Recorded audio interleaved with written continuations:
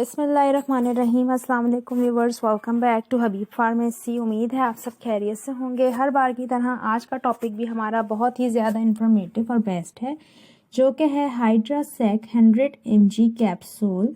बहुत ही effective capsule है, specially for diarrhoea के लिए। एबट कंपनी की मैन्युफैक्चरिंग है, बहुत बेस्ट इसके रिजल्ट्स हैं। डॉक्टर इसको हाइड्रासेक कैप्सूल्स को रेकमेंड करते हैं फॉर अडल्ट्स के लिए acute chronic for symptomatic treatment of acute diarrhoea. तो डायरिया और लूज मोशन में इस्तेमाल किए जाने वाले कैप्सूल हैं ये।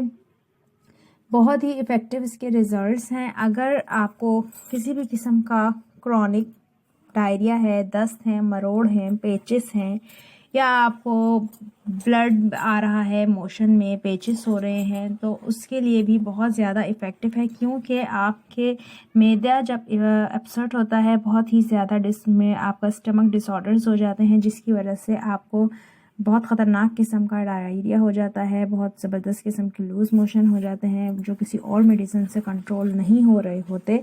तब डॉक्टर आपको रिकमेंड करते हैं हाइड्रासेक कैप्सूल। बहुत ही इफ़ेक्टिव हैं, बहुत ही ज़बरदस्त इसके रिज़ल्ट्स हैं। डॉक्टर के मशवरे से आपने इसका इस्तेमाल दिन में 1 से 2 कैप्सूल का डेली करना होता है, अकॉर्डिंग टू पेशेंट कंडीशन। अगर ज़्यादा ख़तरनाक किस्म के मोशन हो या डायरिया हो तो उसमें डॉक्टर इसकी डोजेज बढ़ा भी देते हैं। तो ये इसके बेसिक यूज़ हैं। अगर हम इसके साइड इफ़ेक्ट की बात करें तो कुछ कॉमन साइड इफ़ेक्ट्स आपको इससे हो सकते हैं, जैसे कि स्किन पे रैश आ सकता है, एलर्जी हो सकती है आपको। इसके अलावा आपको इन्फ्लेमेशन हो सकती है आई पे, लिप पे, नोज़ पे।